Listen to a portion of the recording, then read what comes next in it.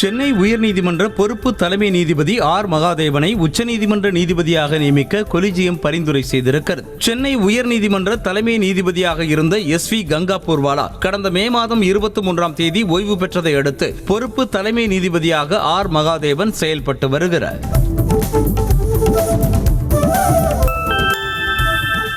மும்பை உயர்நீதிமன்ற நீதிபதி KR ஸ்ரீராமை சென்னை உயர்நீதிமன்ற தலைமை நீதிபதியாக நியமிக்க கொலிஜியம் அமைப்பு பரிந்துரைத்துள்ளது. கடந்த 2013ஆம் ஆண்டு ஜூன் மாதம் மும்பை உயர்நீதிமன்ற நீதிபதியாக நியமிக்கப்பட்ட KR ஸ்ரீராம் மும்பை பல்கலைக்கழகம் மற்றும் லண்டனில் சட்டம் பயின்று 1986ஆம் ஆண்டு வழக்கறிஞர் பணியை தொடங்கினார். தமிழ்நாட்டில் 5 மாவட்டங்களுக்கு இன்றும் நாளையும் கனமழை எச்சரிக்கை விடுக்கப்பட்டுள்ளது. நீலகிரி, கோவை, திருப்பூர், தேனி, திண்டுக்கல் ஆகிய 5 மாவட்டங்களில் இன்று கனமழை பெய்யக்கூடும் என வானிலை மையம் தெரிவித்துள்ளது. அதேபோல மேற்கு திசை காற்றின் வேக மாறுபாடு காரணமாக தமிழ்நாடு மட்டுமல்லாது புதுவையிலும் மழை பெய்யக்கூடும் என தெரிவிக்கப்பட்டுள்ளது. தருமபுரியில் ஊரக பகுதிகளுக்கான மக்களுடன் முதல்வர் திட்டத்தை முதலமைச்சர் மு க ஸ்டாலின் தொடங்கி வைத்தார். முடிவுற்ற பணிகளை திறந்து வைத்து பயனாளிகளுக்கு நலத்திட்டங்கள் வழங்கி விழா பேரூரை ஆற்றிய முதலமைச்சர் அரசின் நலத்திட்டங்கள் மக்களை சென்றடைவதை உறுதி செய்யும் வகையில் திட்டம் வடிவமைக்கப்பட்டுள்ளதாக பெருமிதம் தெரிவித்தார். 2026ஆம் ஆண்டு சட்டமன்ற தேர்தலின் போது வேறு ஒரு கூட்டணி உடையும் என்றும் அதிமுக கூட்டணிதான் வலுப்பெறும் என பேசி கட்சியினருக்கு அதிமுக பொதுச் செயலாளர் எடப்பாடி பழனிசாமி நம்பிக்கை அளித்ததாக தகவல் வெளியாகியுள்ளது. திருவண்ணாமலை தொகுதி நிர்வாகிகள் உடனான ஆலோசனைக் கூட்டத்தில் பிரிந்து சென்றவர்களை மீண்டும் கட்சியில் சேர்க்க வேண்டாம் என வலியுறுத்தப்பட்டதாக கூறப்படுகிறது. அரசு பணியில் உள்ள மருத்துவர்கள் பட்ட மேற்படிப்பிற்கான ஒதுக்கீட்டை ரத்து செய்து ஒரு சில பாடப்பிரிவுகளை தவிர மற்ற பிரிவுகளுக்கான சேவை ஒதுக்கீட்டு இடங்களை தமிழக அரசு ரத்து செய்திருக்கும் நடவடிக்கைக்கு எதிர்க்கட்சித் தலைவர் எடப்பாடி பழனிசாமி கண்டனம் தெரிவித்திருக்கிறார். இது தொடர்பாக அவர் வெளியிட்டிருக்கும் அறிக்கையில் தமிழ்நாடு அரசு வெளியிட்ட அரசாணையை திரும்பப் பெற வேண்டும் என வலியுறுத்தியிருக்கிறார்.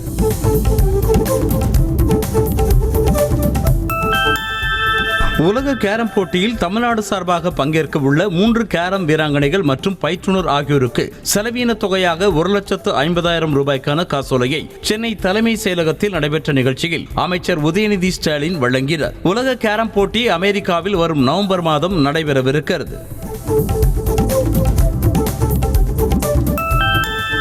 தமிழ்நாடு மீனவர்கள் மேலும் 13 பேர் இலங்கை கடற்படையால் கைது செய்யப்பட்ட சம்பவத்திற்கு கண்டனம் தெரிவித்துள்ள பாமக தலைவர் அன்புமணி ராமதாஸ் இந்த சிக்கலுக்கு நிரந்தர தீர்வு காண வேண்டும் என வலியுறுத்தியிருக்கிறார். அவரது எக்ஸ் பதிவில் இந்திய இலங்கை கடற்பகுதியில் இரு நாட்டு மீனவர்களும் ஒழுங்கமைக்கப்பட்ட திட்டத்தின் அடிப்படையில் மீன்பிடிப்பதற்கு மத்திய அரசு நடவடிக்கை எடுக்க வேண்டும் என தெரிவித்திருக்கிறார். பகுஜன் சமாஜ் கட்சி மாநில தலைவர் ஆம்சாங் கொலை வழக்கில் கைதாகி பூந்தமல்லி தனி கிளை சிறையில் அடைக்கப்பட்ட 11 பேரையும் விசாரிக்க செம்பியம் போலீசார் அழைத்து சென்றனர். வழக்கில் சரணடைந்த ஆற்காடு சுரேஷ் தம்பி, பொன்னை பாலு உட்பட 11 பேரையும் 5 நாட்கள் போலீஸ் காவலில் விசாரிக்க எழும்பூர் நீதிமன்றம் அனுமதி வழங்கியதை தொடர்ந்து அனைவரும் பலத்த பாதுகாப்புடன் அழைத்து செல்லப்பட்டனர். OPS அதிமுகவில் இணைவது குறித்து பின்புலமாக பாஜக செயல்படுவதாக கூறப்படுவது பற்றிய செய்தியாளர்கள் கேள்விக்கு அது வெளிநாட்டு செய்தி என தனது பாணியில் அமைச்சர் துரைமுருகன் நகைச்சுவையாக பதிலளித்தார். வேலூர் மாவட்டம் காட்பாடி அடுத்த சேவூரில் செய்தியாளர்களிடம் பேசிய அவர், பாலாற்றின் குறுக்கே தடுப்பணை கட்ட ஆந்திர அரசு முயற்சிகள் மேற்கொண்டால் அதனை தமிழ்நாடு அரசு தடுக்க தகுந்த நடவடிக்கைகளை எடுக்கும் என்றார். திமுக அரசு தன்னை கொலை செய்ய பார்ப்பதாக முன்னாள் முதலமைச்சர் கலைஞரை விமர்சனம் செய்ததாக கைதாகி விடுவிக்கப்பட்ட நாம் தமிழர் கட்சியைச் சேர்ந்த சாட்டை துரைமுருகன் தெரிவித்திருக்கிறார். திருச்சி மாவட்ட நீதிமன்றத்தில் ஆஜர்படுத்தப்பட்ட பின்னர் செய்தியாளர்களிடம் பேசிய அவர், இந்த அரசு மூலமாக தன் உயிருக்கு அச்சுறுத்தல் இருப்பதாகவும் நீதிமன்றங்கள் தன் உயிருக்கு பாதுகாப்பு அளிக்க வேண்டும் என்றும் தெரிவித்திருக்கிறார். அண்ணாமலைக்கு எதிராக போராட்டம் நடத்துவதற்காக காங்கிரஸ் தொண்டர்கள் 10க்கும் மேற்பட்டோர் மட்டுமே வந்த நிலையில் தங்களுக்கு மைக்கு செட்டு பயன்படுத்த அனுமதிக்க வேண்டி போலீசாரிடம் கெஞ்சி கேட்டனர். இருப்பினும் போலீசார் அனுமதி மறுத்ததால் மைக் இல்லாமலேயே போராட்டத்தை நடத்தினர்.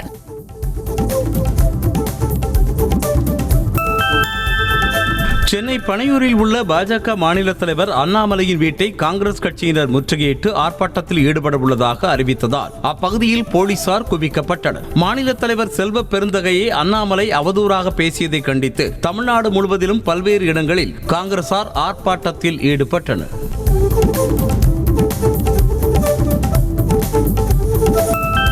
கள்ளக்குறிச்சியில் பாஜக மாநில தலைவர் அண்ணாமலையை கண்டித்து போராட்டத்தில் ஈடுபட்ட காங்கிரசாருக்கும் போலீசாருக்கும் இடையே தள்ளுமுள்ளு ஏற்பட்டதால் பரபரப்பு உண்டானது. செல்வ பெருந்தகையை ரவுடி என கூறிய அண்ணாமலையை கண்டித்து அவரது உருவ பொம்மையை காங்கிரஸ் எரிக்க முயன்ற நிலையில் அவர்களை போலீசார் தடுத்து நிறுத்தினர்.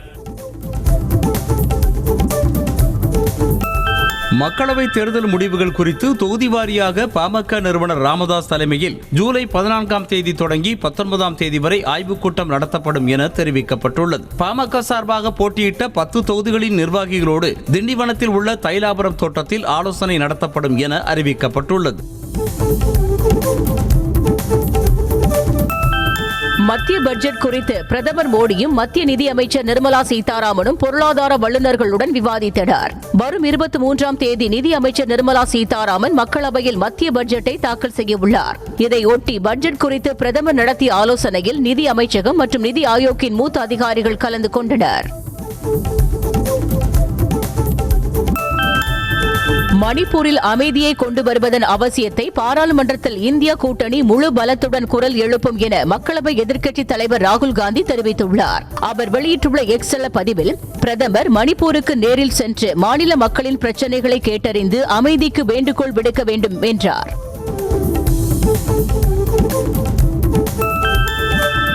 டெல்லி எய்ம்ஸ் மருத்துவமனையில் அனுமதிக்கப்பட்ட பாதுகாப்புத்துறை அமைச்சர் ராஜ்நாத் சிங்கின் உடல்நிலை சீராக உள்ளதாக மருத்துவமனை நிர்வாகம் தெரிவித்துள்ளது. நேற்று திடீரென முதுகுவலியால் அவதிப்பட்ட ராஜ்நாத் சிங் உடனடியாக மருத்துவமனையில் அனுமதிக்கப்பட்டார். அவரது உடல்நிலை குறித்து தொடர்ந்து கண்காணிக்கப்பட்டு வருவதாக எய்ம்ஸ் நிர்வாகம் தெரிவித்துள்ளது.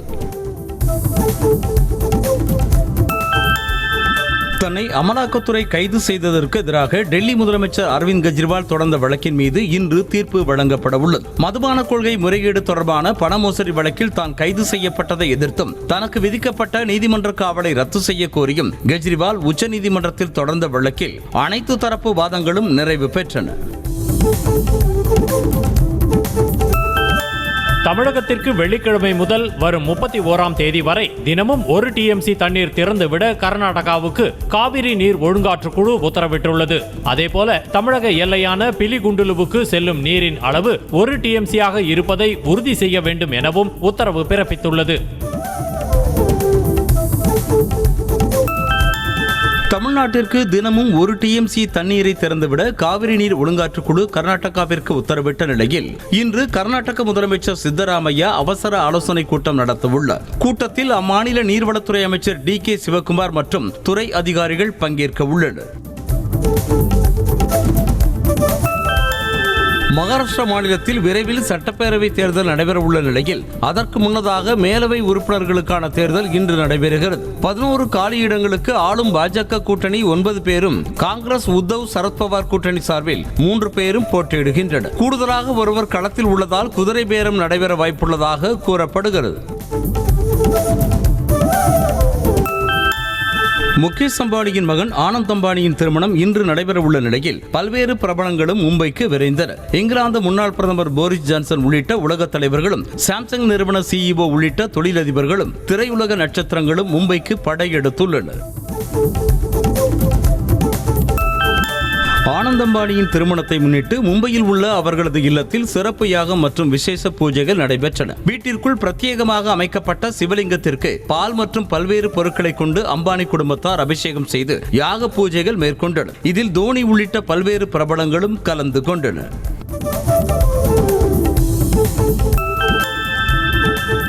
ஐநா பாதுகாப்பு கவுன்சில், உலக வர்த்தக அமைப்பு போன்ற நிர்வாக கட்டமைப்புகளின் ஜனநாயக மக்களுக்கு சீர்திருத்தங்களை கொண்டுவர வேண்டும் என்று மக்களவைத் தலைவர் ஓம் பிர்லா வலியுறுத்தினார். ரஷ்யாவில் சென்ட் பீட்டர்ஸ்பர்க் நகரில் நடைபெற்ற 10வது பிரிக்ஸ் நாடாளுமன்ற கூட்டத்தில் ஓம் பிர்லா கலந்து கொண்டு உரையாற்றினார்.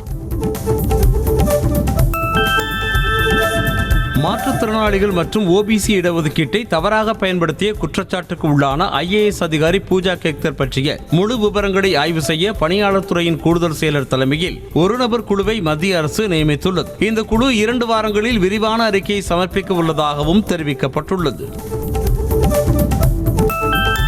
சென்னை அடுத்த காட்டுப்பள்ளி துறைமுகத்தில் இந்தியாவில் தடை செய்யப்பட்ட ரசாயன பொருட்கள் சீன கப்பலில் இருந்து பறிமுதல் செய்யப்பட்டன. பாகிஸ்தானுக்கு செல்லவிருந்த இந்த கப்பலில் கண்ணீர் புகை குண்டு போன்றவைகளை தயாரிக்க பயன்படும் சுமார் 2560 கிலோ எடையுடைய ஆர்த்தோ குளோரோ பென்சிலிடின் மலோனோ நிட்ரைலை துறைமுக அதிகாரிகள் கைப்பற்றினர்.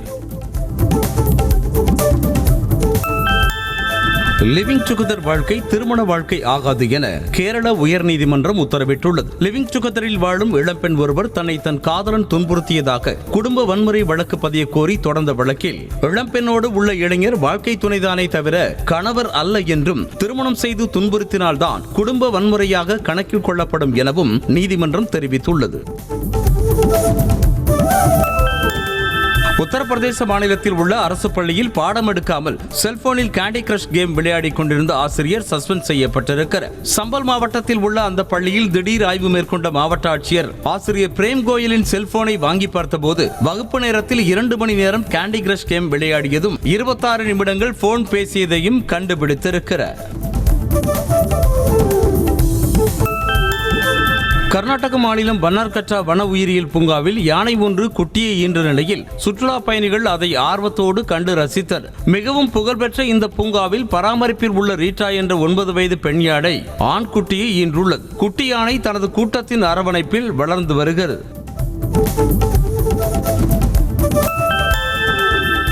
நீதிமன்ற அவமதிப்பு வழக்கில் நேரில் ஆஜராகாத அண்ணா பல்கலைக்கழக பதிவாளருக்கு எதிராக பிடிவாரண்ட் பிறப்பித்து சென்னை உயர்நீதிமன்றம் உத்தரவிட்டுள்ளது. திருச்சி அண்ணா பல்கலைக்கழகத்தில் துணைவேந்தராக பணியாற்றிய போது உதவி பேராசிரியர் நியமனம் உள்ளிட்டவற்றில் முறைகேடு செய்ததாக கூறி கடந்த 2018ஆம் ஆண்டு மெமோ வழங்கியதை எதிர்த்து தேவதாஸ் மனோகரன் என்பவர் தொடர்ந்த மனுவில் நீதிபதிகள் இவ்வாறு உத்தரவிட்டு வழக்கை வரும் 15ஆம் தேதிக்கு ஒத்திவைத்தனர்.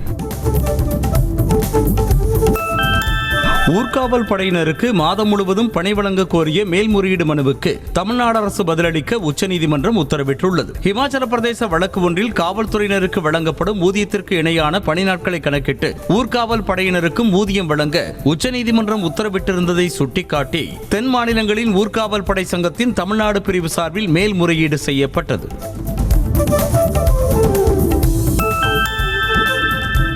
ராமநாதபுரம் மாவட்ட அரசு மருத்துவமனையில் தலைக்காய சிகிச்சை சிறப்பு மருத்துவரை 2 மாதங்களில் நியமிக்க வேண்டும் என தமிழ்நாடு அரசுக்கு உயர்நீதிமன்ற மதுரை கிளை உத்தரவிட்டுள்ளது. இது தொடர்பான பொதுநல வழக்கை விசாரித்த நீதிபதி அப்பகுதியில் ஏராளமான மோட்டார் வாகன விபத்துகள் நிகழும் சூழலில் தலைக்காய சிகிச்சை சிறப்பு மருத்துவர் நியமிக்கப்பட வேண்டியது அவசியமானது என்றார். தெலங்கானா மாநிலம் ஹைதராபாத்தில் உள்ள உணவகத்தில் வாடிக்கையாளர் ஆர்டர் செய்த உணவில் புழு இருந்த அதிர்ச்சியூட்டும் வீடியோ வைரலாகி வருகிறது. கட்டி அன்னாரம் பகுதியில் உள்ள ராகவேந்திரா என்ற உணவகத்தில் ஆர்டர் செய்த பூரி குர்மாவில் புழு இருந்ததை கண்ட வாடிக்கையாளர் அதை வீடியோ எடுத்ததோடு உரிமையாளரிடம் முறையிட்ட போது அவர் அலட்சியமாக பதிலளித்ததால் அதை சமூக வலைதளத்தில் பதிவிட்டிருக்கிறார்.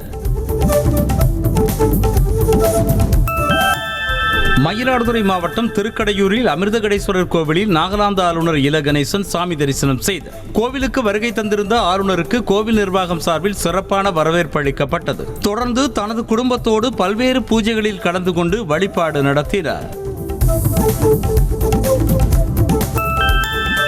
விழுப்புரம் மாவட்டம் விக்கிரவாண்டி இடைத்தேர்தல் முடிந்ததையொட்டி அனைத்து இவிஎம்களுக்கும் சீல் வைத்து பனையபுரம் வாக்கு எண்ணும் மையத்தில் உள்ள பாதுகாப்பு அறையில் பாதுகாப்பாக வைக்கப்பட்டது. அங்கீகரிக்கப்பட்ட அரசியல் கட்சி பிரதிநிதிகள் முன்னிலையில் சீல் வைத்த தேர்தல் அதிகாரிகள் பனையபுரம் அரசு மேல்நிலைப் பள்ளியில் அமைக்கப்பட்டுள்ள வாக்கு எண்ணும் மையத்தில் இவிஎம்களை வைத்தனர்.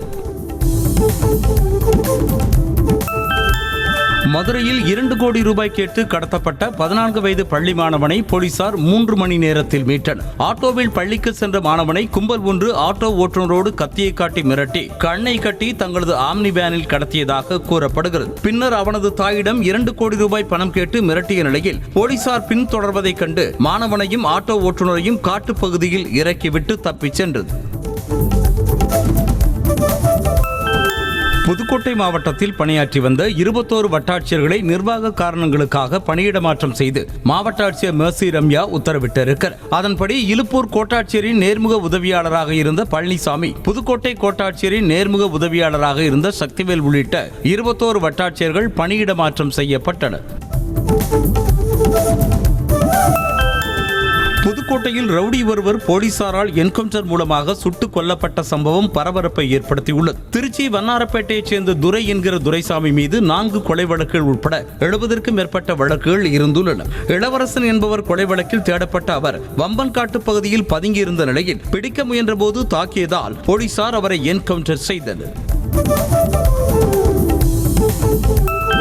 தேனி மாவட்டம் சின்னமனூரில் முதியவரை போதையில் தாக்கி ரகளையில் ஈடுபட்டதாக இளைஞர்கள் 2 அப்பகுதி மக்கள் மடக்கி பிடித்து தர்மடி கொடுத்து போலீசில் ஒப்படைத்தனர். சின்னமனூர் பகுதியில் மது போதையில் 2 இளைஞர்கள் அங்கிருந்த முதியவர் ஒருவரை அடித்து மண்டையை உடைத்ததாக கூறப்படுகிறது. இதனால் ஆத்திரமடைந்த அப்பகுதி மக்கள் இளைஞர்கள் 2 பிடித்து தர்மடி கொடுத்ததாக கூறப்படுகிறது.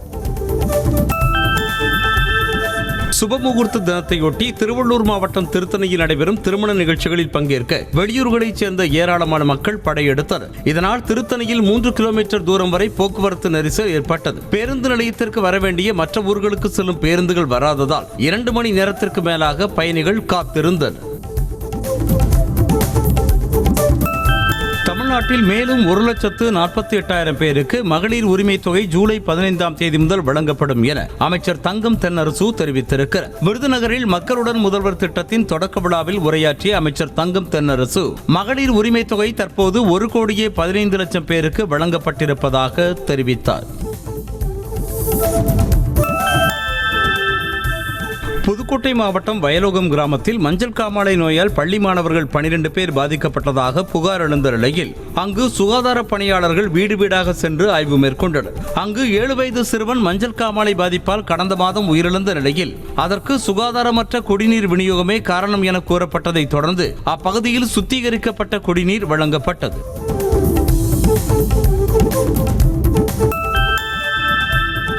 மூளைச்சாவடைந்த கூலி தொழிலாளியின் உடல் உறுப்புகள் தானம் செய்யப்பட்டதை அடுத்து அவருடைய உடலுக்கு ராணிப்பேட்டை மாவட்டம் அரக்கோணத்தில் அரசு சார்பில் மரியாதை செலுத்தப்பட்டது. மதுரையில் கட்டிடப் பணியின் போது தவறி விழுந்து மூளைச்சாவடைந்த சாந்தகுமார் என்பவரின் உடல் உறுப்புகளை தானமாக வழங்க குடும்பத்தார் முன்வந்தனர். அரக்கோணம் கொண்டுவரப்பட்ட அவருடைய உடலுக்கு கோட்டாட்சியர் தலைமையிலான வருவாய்த்துறையினர் மாலை அணிவித்து மரியாதை செலுத்தினர்.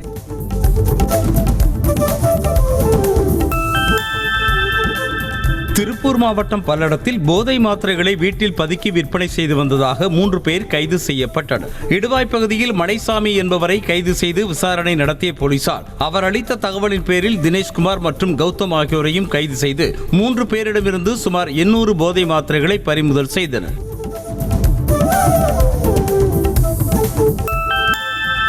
திருவாரூர் மாவட்டம் கொக்கராடி பகுதியில் உள்ள சித்தேரி ஏரியை தூர்வாரி விவசாயிகளின் வாழ்வாதாரத்தை காக்க வேண்டும் என தமிழ்நாடு அரசுக்கு அப்பகுதி விவசாயிகள் கோரிக்கை விடுத்துள்ளனர். சுமார் 11 ஏக்கர் பரப்பளவு கொண்ட இந்த ஏரியில் செடி கொடிகள் என வளர்ந்து சுமார் 50 ஆண்டு காலமாக தூர்வாரப்படாமல் இருப்பதாகவும் இதனால் குடிநீர் தட்டுப்பாடு ஏற்படும் அபாயம் உள்ளதாகவும் விவசாயிகள் தெரிவிக்கின்றனர்.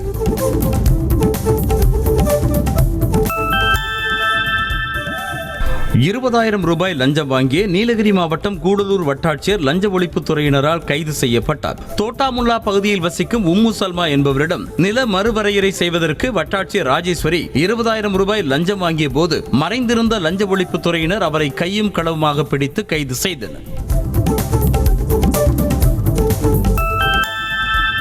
ராமநாதபுரம் மாவட்டம் பாம்பனில் புதிய ரயில் பால கட்டுமான பணிகள் 2 மாதங்களில் நிறைவடையும் என ரயில்வே வாரிய உறுப்பினர் அனில்குமார் கண்டேல்வால் தெரிவித்திருக்கிறார். ராமேஸ்வரம் ரயில் நிலையத்தை பார்வையிட்டு ஆய்வு செய்த அனில்குமார் பின்னர் 500 கோடி ரூபாயில் கட்டப்பட்டு வரும் புதிய ரயில் பால பணிகளை பார்வையிட்டு ஆய்வு செய்தார்.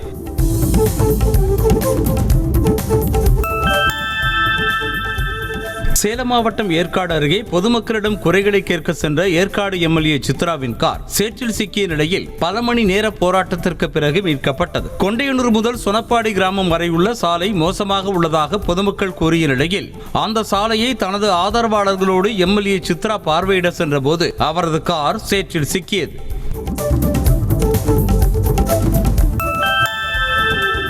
திருவண்ணாமலை மாவட்டம் வந்தவாசி அடுத்த ஆயிரவாடி கிராமத்தில் பாழடைந்த நிலையில் மண்ணுக்குள் புதைந்திருந்த பழமை வாய்ந்த சிவன் கோவிலை அக்கிராம மக்கள் இணைந்து மீட்டெடுத்துள்ளனர். கிராமத்தில் ஏரிக்கரை ஒட்டி உள்ள திரு அளவாய் சுந்தரேஸ்வரர் கோவிலை அறநிலையத்துறை மற்றும் தொல்லியல் துறை அதிகாரிகள் சீரமைத்து தர மக்கள் கோரிக்கை விடுத்துள்ளனர்.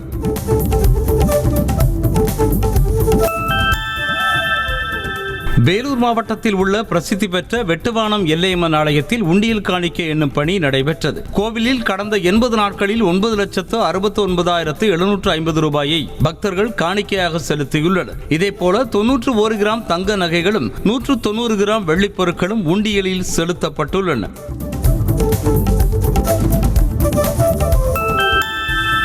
வேலூர் மாவட்டம் காட்பாடி அடுத்த பொன்னையாற்றின் குறுக்கே கட்டப்பட்டுள்ள உயர்மட்ட மேம்பாலத்தை நீர்வளத்துறை அமைச்சர் துரைமுருகன் பார்வையிட்டு ஆய்வு செய்தார். பின்னர் மாவட்ட ஆட்சியரோடு பாலத்தில் சேர் போட்டு அமர்ந்த அமைச்சர் அங்கேயே மக்களை சந்தித்து குறைகளை கேட்டறிந்து மனுக்களை பெற்றுக் கொண்டார். அபுதாபியில் அரிய வகை நோயால் பாதிக்கப்பட்டுள்ள சிறுமிக்கு அவரது தந்தை கல்லீரலை தானமாக வழங்கிய நிகழ்வு நெகிழ்ச்சியை ஏற்படுத்தியுள்ளது. அபுதாபியில் வசித்து வரும் இந்தியரான இம்ரான்கான் ஏற்கனவே அரிய வகை கல்லீரல் நோயால் மூத்த மகளை பறிகொடுத்த நிலையில் தனது 2வது மகளுக்கு அதே நோய் இருப்பதை அறிந்து கல்லீரல் மாற்று அறுவை சிகிச்சை செய்து மகளை காப்பாற்றியிருக்கிறார்.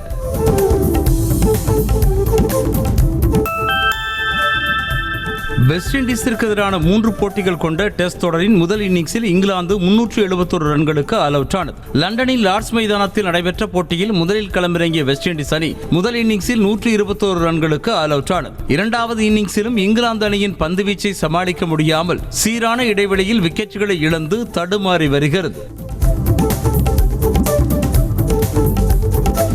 பாகிஸ்தானில் அடுத்த ஆண்டு சாம்பியன்ஸ் டிராபி தொடர் நடைபெறவிருக்கும் நிலையில் விராட் கோலி பாகிஸ்தானுக்கு வந்தால் இந்தியாவில் கிடைக்கும் வரவேற்பை மறந்து விடுவார் என அந்நாட்டு கிரிக்கெட் அணியின் முன்னாள் வீரர் அஃப்ரிடி தெரிவித்திருக்கிறார். விராட் கோலிக்கு பாகிஸ்தானில் நிறைய ரசிகர்கள் உள்ளதாகவும் கோலி தங்கள் நாட்டில் விளையாடுவதை பார்க்க ஆவலாக உள்ளோம் என்றும் அஃப்ரிடி தெரிவித்திருக்கிறார்.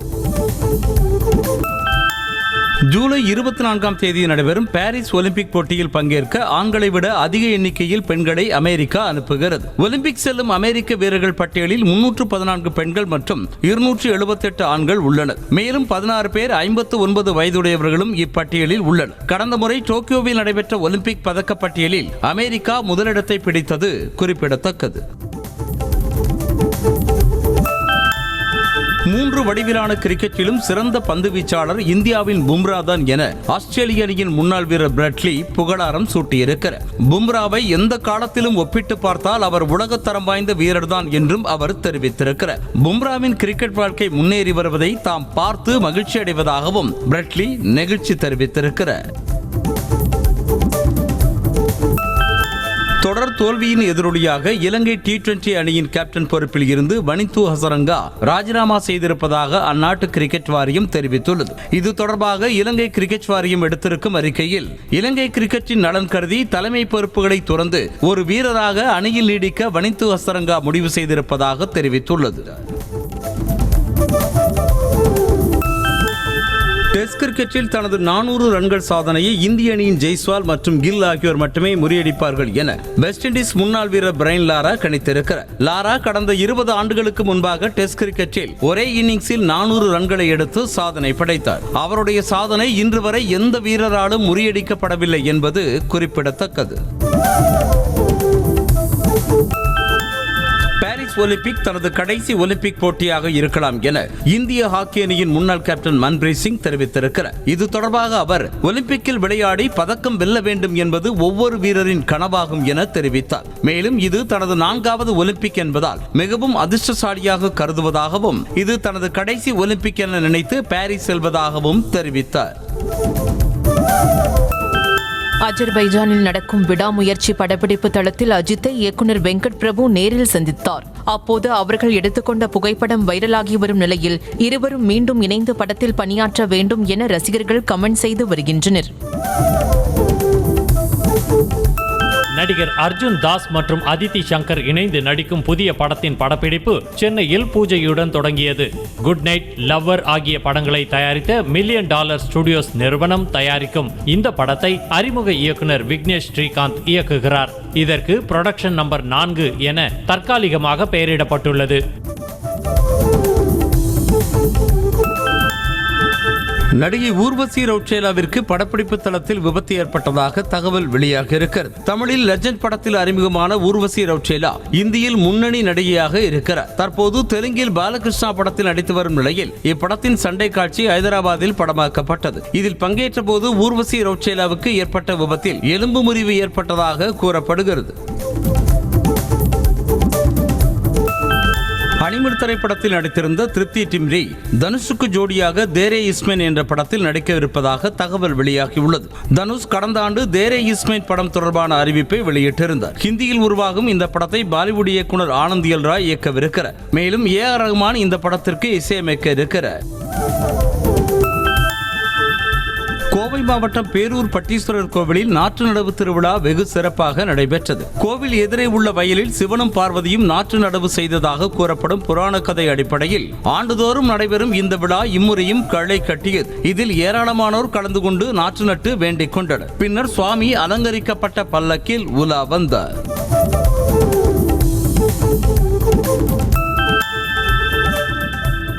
நாகப்பட்டினம் மாவட்டம் வேதாரண்யம் அருகே வண்டூரை மாரியம்மன் கோவிலில் கும்பாபிஷேக பூர்த்தி நாள் சிறப்பு யாகம் நடைபெற்றது. வண்டுவாஞ்சேரி கிராமத்தில் அமைந்துள்ள இந்த கோவிலின் மூலவரான வண்டுக்கரை மாரியம்மனுக்கு சிறப்பு பூஜைகள் நடைபெற்றன. யாக பூஜையிலும் திரளான பக்தர்கள் பங்கேற்றனர். தமிழ்நாட்டில் இன்று 65 திருக்கோவில்களுக்கு குடமுழுக்கு நடைபெறவுள்ளதாக இந்து சமய அறநிலையத்துறை சார்பில் தெரிவிக்கப்பட்டுள்ளது. இது தொடர்பாக வெளியான அறிக்கையில் சென்னை திருவான்மியூரில் பாம்பன் சுவாமிகள் கோவில், பெரியபாளையம் பவானியம்மன் கோவில், திருவாரூர் மாவட்டம் ஆலங்குடி ஆபத் சகாயேஸ்வரர் கோவில் உட்பட 65 திருக்கோவில்களில் இன்று குடமுழுக்கு நடைபெறவுள்ளதாக குறிப்பிடப்பட்டுள்ளது. நெல்லை மாவட்டம் ராஜவல்லிபுரம் செப்பரை அழகிய கூத்தர் திருக்கோவிலில் ஆணி திருவிழா தேரோட்டம் கோலாகலமாக நடைபெற்றது. தேரோட்டத்தை முன்னிட்டு பல்வேறு அபிஷேகங்களும் தீபாராதனையும் நடைபெற்றதை தொடர்ந்து சுவாமி திருத்தேரில் எழுந்தருளினார். பின்னர் பக்தர்கள் அரோகரா கோஷத்தோடு தேரை வடம் பிடித்து இழுத்து தங்கள் நேர்த்திக் கடன்களை செலுத்தினர். இந்தியா உள்ளிட்ட 98 நாடுகளில் உள்ள ஐபோன் வாடிக்கையாளர்களுக்கு உளவு மென்பொருள் அச்சுறுத்தல் ஏற்பட்டுள்ளதாக ஆப்பிள் நிறுவனம் எச்சரிக்கை விடுத்துள்ளது. ஆப்பிள் ஐடியுடன் உள்ள ஐபோன்களில் மேற்கொள்ளப்படும் இந்த உளவு வேலை எப்போது நடக்கும் என திட்டவட்டமாக கூற முடியாது என்றாலும் இந்த எச்சரிக்கையை சீரியஸாக எடுத்துக்கொள்ளுமாறு ஆப்பிள் நிறுவனம் தெரிவித்துள்ளது. பெரிதும் எதிர்பார்த்த சாம்சங் நிறுவனத்தின் கேலக்ஸி Z Fold 6 மற்றும் கேலக்ஸி Z Flip 6 ஸ்மார்ட் போன்கள் அறிமுகம் செய்யப்பட்டுள்ளன. இரு மாடல்களின் முன்பதிவும் இந்தியாவில் துவங்கி நடைபெற்று வருகின்றன. பிளிப் மாடலின் ஆரம்ப விலை 1,09,999 ரூபாய் என்றும், போல்டு மாடலின் ஆரம்ப விலை 1,64,999 ரூபாய் என்றும் நிர்ணயம் செய்யப்பட்டுள்ளது. சாம்சங் நிறுவனம் புதிதாக ஸ்மார்ட் ரிங்கை அறிமுகம் செய்துள்ளது. இதன் விற்பனை வருகிற 24ஆம் தேதி தொடங்குகிறது. 2.3 கிராம் மற்றும் 3 கிராம் வரை எடை கொண்ட இந்த ஸ்மார்ட் ரிங் 9 அளவுகளில் கிடைக்கிறது. இந்த ரிங்கை ஒரு முறை சார்ஜ் செய்தால் 7 நாட்கள் வரை பயன்படுத்த முடியும். இதன் விலை 33,404 ரூபாய் என நிர்ணயம் செய்யப்பட்டுள்ளது. கடந்த ஆண்டு அறிமுகம் செய்யப்பட்ட எக்ஸ்டர் மாடலின் நைட் எடிஷனை இந்தியாவில் ஹுண்டாய் நிறுவனம் அறிமுகம் செய்துள்ளது. இதன் விலை 8,38,000 ரூபாய் என நிர்ணயம் செய்யப்பட்டுள்ளது. ஹுண்டாயின் ஸ்பெஷல் எடிஷன் கார் SX மற்றும் SXO வேரியன்ட்டுகளில் கிடைக்கிறது. 2024 நிதியாண்டில் தற்போது வரை வேகன் ஆர் மாடல் 2,177 யூனிட்டுகள் விற்பனையானதாக மாருதி நிறுவனம் தெரிவித்துள்ளது. இதன் மூலம் தொடர்ந்து 3வது நிதியாண்டில் இந்தியாவின் அதிகம் விற்பனையான காராக அதன் பெருமையை தக்க வைத்துக் கொண்டது. 2019ஆம் ஆண்டு அறிமுகம் செய்யப்பட்ட வேகன் ஆர் மாடல் தற்போது வரை மக்களின் பிரியமான காராக உள்ளது.